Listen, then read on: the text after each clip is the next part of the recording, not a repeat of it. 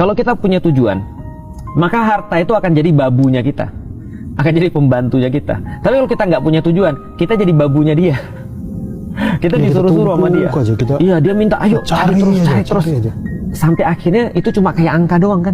Maksudnya kita jadi bingung, kita tuh mau ngapain. Ada banyak orang yang tertipu dengan pernah lihat ini nggak, ada film yang orang mau mencapai satu tujuan tapi dia punya distraksi. Sehingga orang tuh merasa bahwa perjalanan itulah adalah tujuan. Misal contoh ya, nggak usah film deh, contohnya aja. Kenapa Bang Abdul bekerja? Tapi jangan mau pahala ya. Ini kita misalnya buat dunia, untuk yang dunia nih kan? Untuk dunia aja. Kenapa kita bekerja? Untuk yang penting anak istri bisa anak hidup. Istri. Ya. Benar kan ya? Ya? Berarti kita bekerja untuk menafkahi anak istri.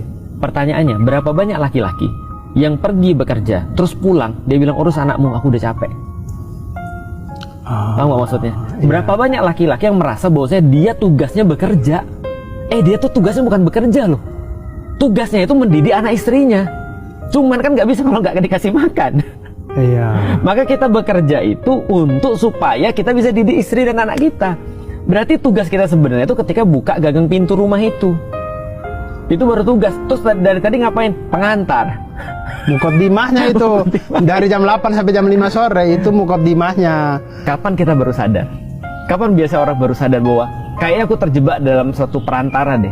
Kenapa aku terjebak pada sesuatu yang harusnya bukan jadi tujuanku? Ketika udah hilang kan? Iya. Ketika anaknya hilang, dia baru berpikir harusnya aku lebih banyak waktunya sama dia. Iya. Untuk apa? Atau ketika anak kita salah langkah. Benar. Baru kita sadar. Aduh, kenapa selama ini saya nggak itu? Cuman masih bisa balik lagi kan? Tapi kalau mati kan pemutus semuanya.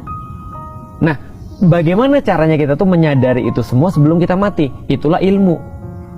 Maka ilmu itu membuat kita akhirnya ngelihat dunia itu. Makanya Allah bilang gini, bagi orang-orang yang berilmu, ini secara eksplisit ya, bagi orang-orang punya ilmu, dunia tuh nggak ada ubahnya dunia nggak ada ubahnya cuma seperti sayap nyamuk. Bagi orang berilmu nggak ada nilainya. Kenapa? Karena dia ngerti bagaimana ujung daripada dunia ini. Misalnya contoh gini ya Bang ya, aku sering ngajak temanku ke tempat makan yang paling enak yang pernah aku tahu. Contoh misalnya, aku senang mie. Aku tahu ada satu tempat di Jakarta misalnya mie yang paling enak versiku. Aku ajak temanku pergi ke sana. Cuma untuk ngomong gini, ini mie enak nggak? Enak banget Ustaz, serius enak. 1 sampai 10 berapa? 10 Ustaz. Aku bilang inilah ujung daripada permian di dunia. Jadi kalau kamu mau lebih enak lagi nanti masuk surga. Karena nggak ada lagi yang lebih enak daripada itu.